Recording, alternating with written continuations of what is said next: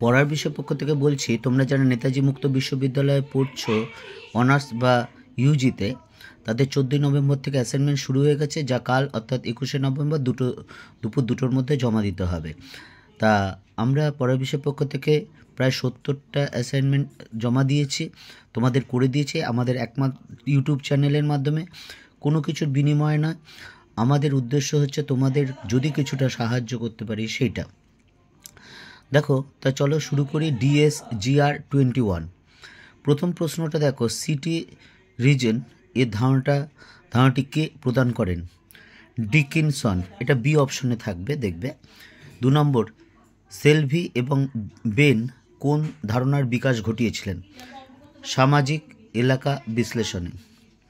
3 নম্বর দেখো, নিম্নলিখিত কোন শহরের জন্য 13টি বেঞ্চ মার্কা ভারত সরকার কর্তৃক চিহ্নিত করা হয়েছে? স্মার্ট শহর। এটা দেখবে এ অপশনে আছে। যখন শহরের আকর্ষণের জন্য না হয়ে গ্রামীণ বিকর্ষণের জন্য শহরে মানুষের আগমন ঘটে, তাকে কি বলে? ছদ্ম নগরায়ন। 5 নম্বরের প্রশ্নটা দেখো, কে প্রথম সেক্টর থিওরির ধারণা দেন? হোয়েট। আমরা পড়ার বিষয় পক্ষ থেকে শুধু তোমাদের এই অ্যাসাইনমেন্ট নিয়ে আসবো না, আমরা বিভিন্ন সাবজেক্টে সাজেশন দিয়েছি এবং বেশ কিছু নোটও দেওয়া আছে। এছাড়া পরীক্ষার 1-1.5 মাস আগে আমরা বেশ কিছু বিষয়ের সাজেশন দেব, যা তোমরা যদি দেখে যাও বা পড়ে যাও তাহলে পরীক্ষায় কিন্তু অবশ্যই তোমরা কমন পাবে।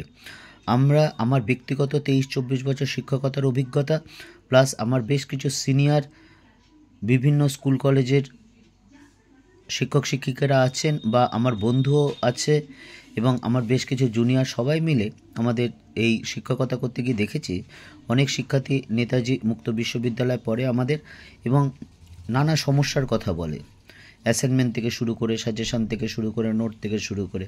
তাই আমরা পড়া বিষয় পক্ষ থেকে ভেবেছি আমরা একটা ওপেন ফোরামের মাধ্যমে তোমাদের কাছে যতটা সম্ভব, আমরা পুরো পারবো না, সম্ভব না এটা আমরা দাবি করব না, যতটা সম্ভব তোমাদেরকে নোট বা অ্যাসাইনমেন্ট বা সাজেশন দেওয়ার। তা সেই উদ্যোগে আমরা ব্রতী হচ্ছি। যদি মনে করো তোমার চ্যানেলটি ভালো লাগছে বা লাইক করো বা তোমার কোনো কাজে লাগবে, তাহলেই সাবস্ক্রাইব করবেন, তা না হলে কিন্তু করবে না এবং বেল আইকন টিপে রাখবে, কারণ আমরা যদি কিছু দিই তাহলে কিন্তু তুমি সাথে সাথে পেয়ে যাবে। দেখো, 5এরটা, কে প্রথম সেক্টর থিওরির ধারণা প্রবর্তন করেন? হোয়েট। 6 নম্বর, মেগালোপলিস এর ধারণা কে প্রথম প্রদান করেন? গটম্যান। 7এরটা দেখো, law of the primitive city ধারণা কে দেন? Mark Jefferson.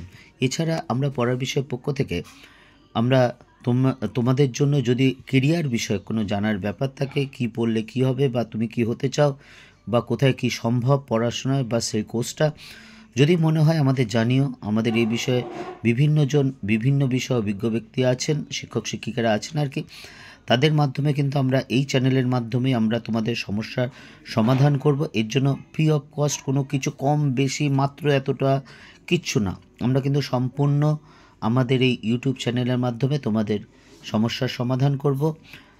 দেখো, 8এরটা দেখো, সবচেয়ে বেশি মেগা সিটি এবং বৃহৎ শহর কোথায় দেখা যায়? Global south. 9 নম্বর, শহর এলাকায় জীবিত জীবকুলের মধ্যে এবং পারিপার্শ্বিকের মধ্যে আন্তঃসম্পর্কের চর্চাকে বলা হয় নগর বাস্তুতন্ত্র। লাস্ট প্রশ্ন দেখো, কে সেন্ট্রাল পিস তত্ত্বটি দেন? W Christopher. এই ছিল তোমাদের DSGR-21 অ্যাসাইনমেন্টের 10টি সঠিক উত্তর। যে কথাটা বলতে ভুলে গেছি, তোমরা অবশ্যই খাতায় আগে লিখে নেবে, লিখে কয়েকবার পড়ে তারপর কিন্তু সাবমিট করবে। অবশ্য একটু তাড়াহুড়ো করতে হবে। যাই হোক, কারণ কালকে লাস্ট ডেট। পড়া বিষয় পক্ষ থেকে এতটুকুই। অগ্রিম শুভেচ্ছা রইল সকলের জন্য।